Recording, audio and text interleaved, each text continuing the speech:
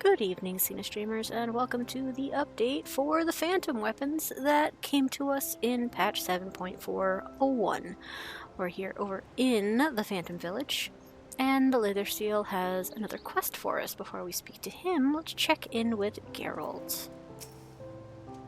Heh, even the rum tastes better after a hard day's graft. So he's been drinking again. Fantastic. That does not bode well for us. Leather Seal? Timeworn Techniques. Leather Seal seems unusually enthused. Good to see you. That weapon of yours treating ye well. Sure has been. Glad to hear it. Me and the crew might not be cut out for the fires of battle, but equipping an upstanding adventurer like yourself is its own reward. Any road, I'm keen to get your phantom weapon enhanced again, but Gerolt ain't up to the task just yet. It's not to say he's gotten work shy, mind. The bugger seems to be giving the old endeavour some thought. I'm sure he'll tell you what he's been scheming, at any rate. Please note that the current quest, Timeworn Techniques, cannot be abandoned via the journal. Should you wish to do so, speak with Leather Seal.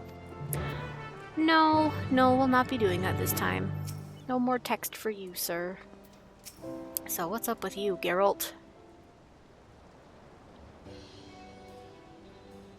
Just the lass I wanted to see. It's time we spoke about elevating that weapon of yours.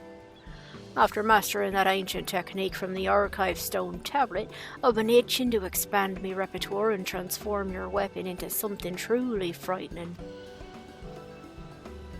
But if we start tinkering without a vision in mind, the progress we've made will vanish into thin air like some bloody conjurer's trick. Which is why I've got the expedition's archaeologists scouring the records for the perfect technique. That's very reasonable. I'd see how she's getting on, but I've had more than a sip or two of rum to pass the time. Don't reckon I can stomach much in the way of long-winded explanations and technical jargon right now. Seeing how it concerns your weapons, I figured you could go in me stead. She's holed up in that building past the stairs to the west. Easily.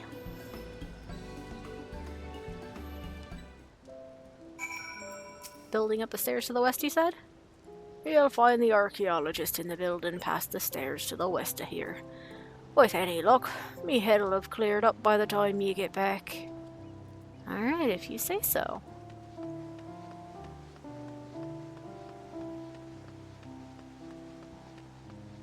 Should be that building, right there.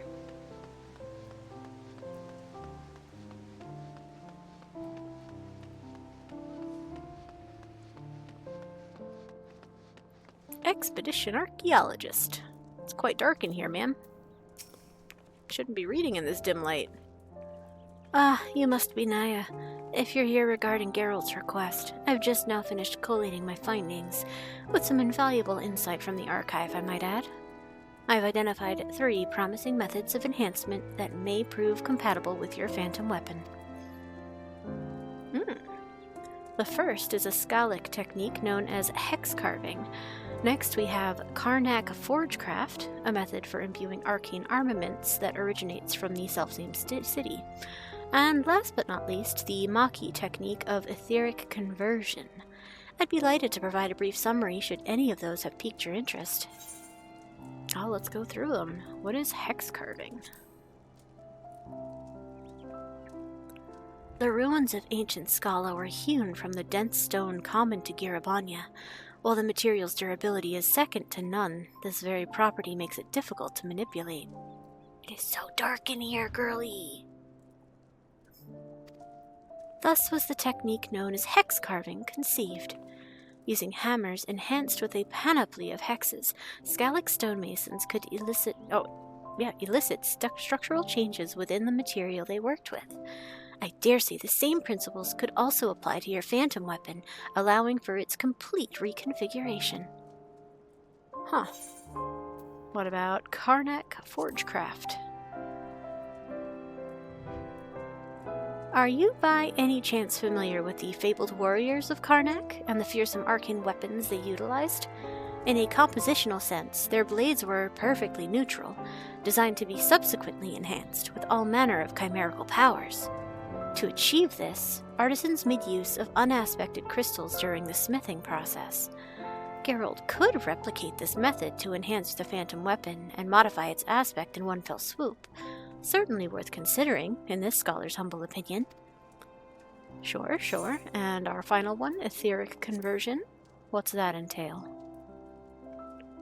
A most curious technique, one that requires all due caution, owing to its bizarre nature and terrific potency, if the description is to be believed. Its inventor was inspired by the very principle of etheric infusion that elevated your weapon to its current form. They sought to further amplify the effect by manipulating the ether imbued during the process. It is much to my chagrin that I cannot tell you more, so degraded was the stone tablet bearing the inscription. From what I could glean, however, the technique involves imbuing a tool rather than the weapon itself. For a blessing, the required materials and overall procedure were perfectly legible, though the same cannot be said for the section regarding the final outcome.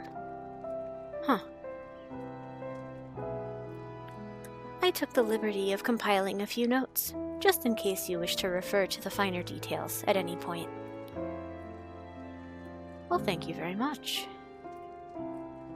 Doubtless you'll wish to consult with Gerolt before choosing a method to replicate. May your endeavors bear fruit. Here's hoping. I trust you'll find something worthwhile among the techniques I selected. Do be sure to consult with Gerolt on the matter.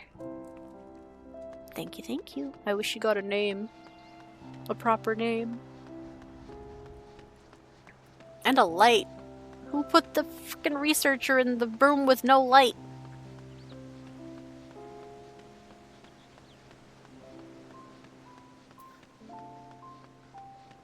Alright, Gerolt.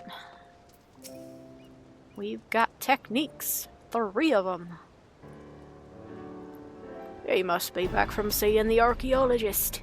Did she turn up anything worthwhile? 3 options, in fact. One from Karnak, one from Skalla, and one from Mhach.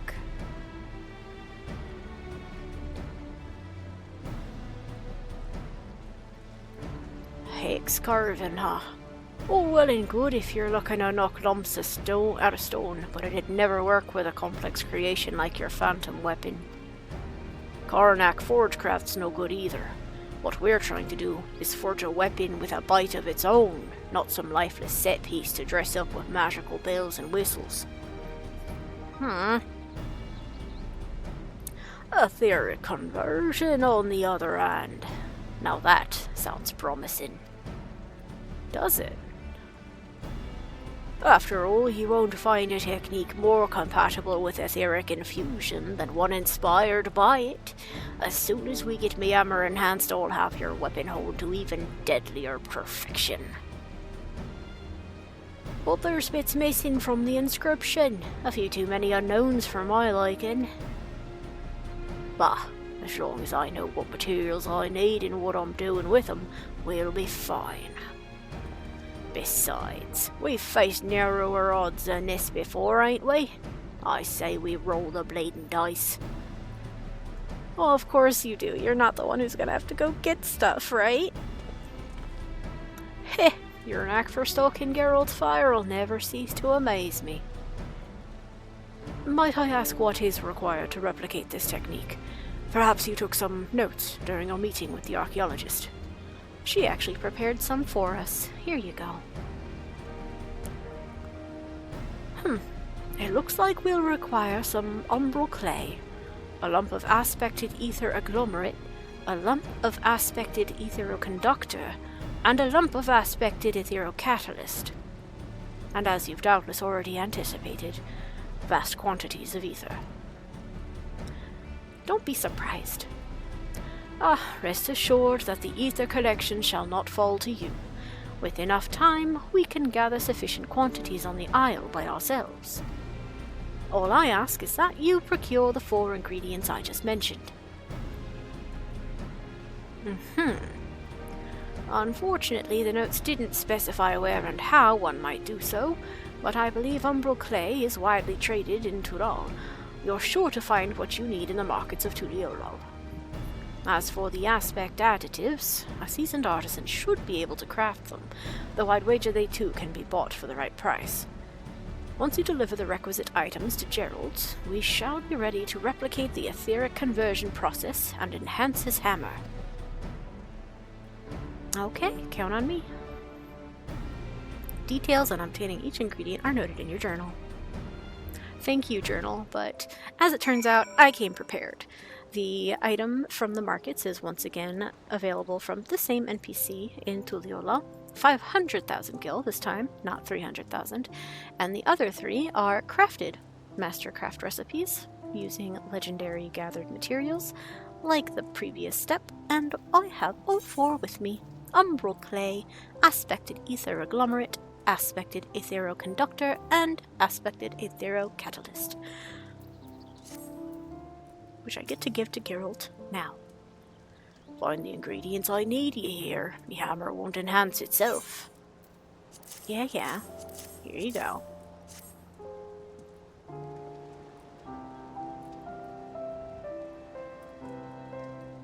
That'll do the job. While you were rooting about the markets, we filled up an empty ether well in preparation. Reckon I've earned a quick sniffer of rum for all that hard work. We'll get cracking once we've met. What? You're gonna get drunk now? What do you mean?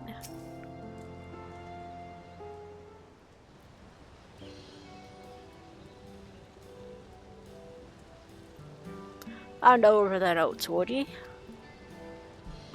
Here they are. Says here I've got to arrange the components on the ground and check the surroundings are safe and secure. Bleeding dubious if you ask me.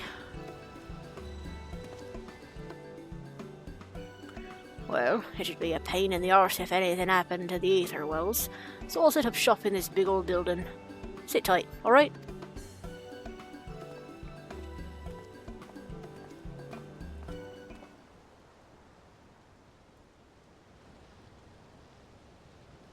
So we picked the Mhach technique, and he's in there following the instructions. And the Mhach are, of course, known for their completely kosher, clear as day, easy as pie rituals. Right? Sorry to keep you waiting.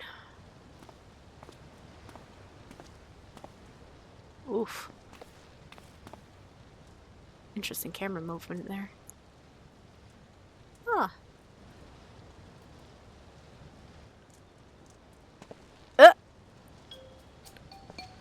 What in the bloody hells is that?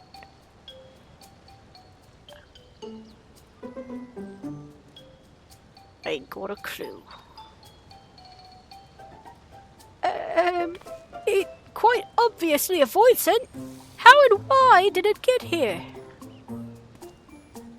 Listen, I just followed the instructions. Knead the umbral clay into a pliable state and shape the mass while combining it with the aspected additives. Next, infuse the form with life-giving ether. After that, I just recited the words at the end of the note, and the next thing I knew, this little bugger was staring back at me.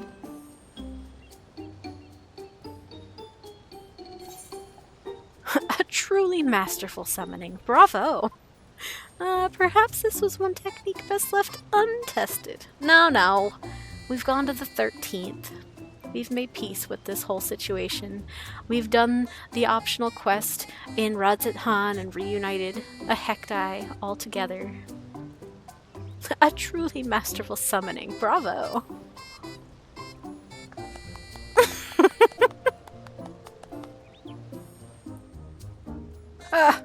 These gods-given hands even work wonders with a lump of bleeding clay. The instructions didn't bear any obvious relation to the summoning of Voidsent. No doubt that would have been apparent with the missing information to hand. Was this really supposed to happen? Afraid I don't see the connection between that puddle of gubbins and a phantom weapon.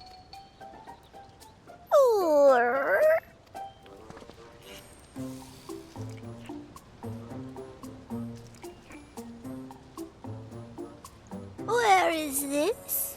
Who am I? Judging by your physical appearance, I believe you might be a species of voidsent known as Hecti in the common tongue. You are wrong. I was not so feeble of frame. Well, that body of yours is just what I cobbled together from the clay and whatnot. I'm guessing your real form is something else entirely. Come to think of it, I recall hearing that summoned voidsent require an appropriate vessel if they are to function effectively in this world. Perhaps your clay construction is unsuitable for this particular creature, thus limiting its power. How do we know what kind of vessel the bleeding thing needs if we don't know its proper form? I cannot remember. Just all bloody luck. This is unpleasant. I want to go home. Wait, if you bugger off, we're back to square one. If you need my services, I demand ether. Much ether. Aye. Now, we've already got one pact. We are a Reaper. Let's not do that. As long as you promise to lend us your power. No pact, but a deal.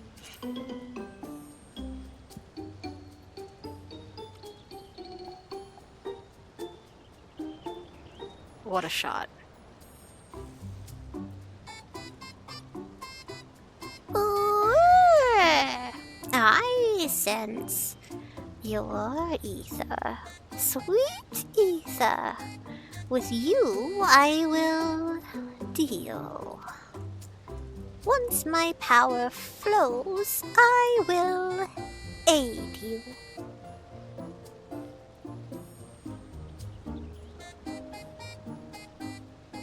Alright, cool. If this really is part of the process, we'll have to help the little bugger unleash their true power before we even think of enhancing Geralt's armor. Either way, glad to have you on board again. Of course.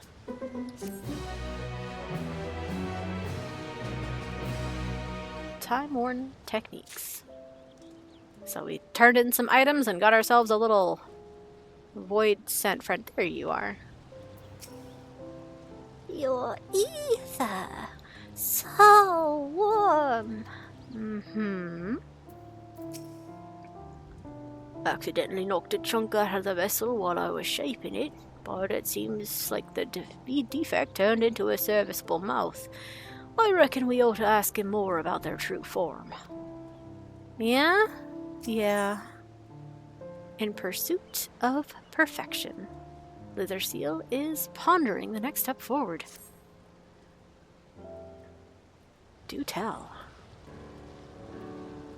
You think the little bugger can't use their full power because the vessel's not up to scratch, right? Does that mean we ought to remake it to match their true form? The closer the representation, the better, but it needn't be identical. A vessel is merely a temporary conduit for the summoned creature, after all. I had hands and feet. That's all I can recall for now. Preparing a more suitable vessel may well help restore your memories. Meaning, we must extract more information to better mold an ideal form. It may require several iterations, but I'm positive we can succeed. Several iterations. Here we go.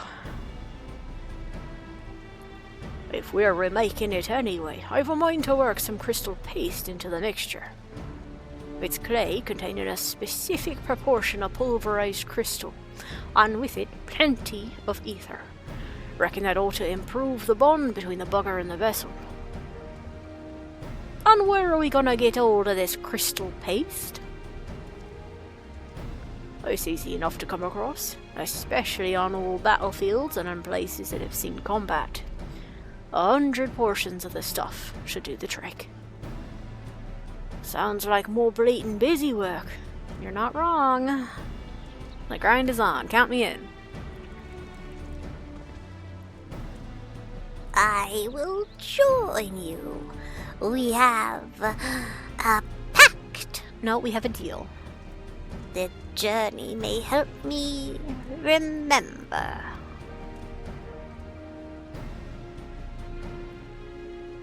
You best take this. Wait, is the little guy actually coming with us? Looks familiar, eh? That's a phantom glass. He can use it to keep track of how much paste is required for remaking the vessel. Yeah? Just like Dr. Cooley said, this will likely take a few tries before we get the vessel right, and that means I'll need ye to gather multiple batches of paste. Just how many batches that proves to be, we'll soon find out. Soon, you say?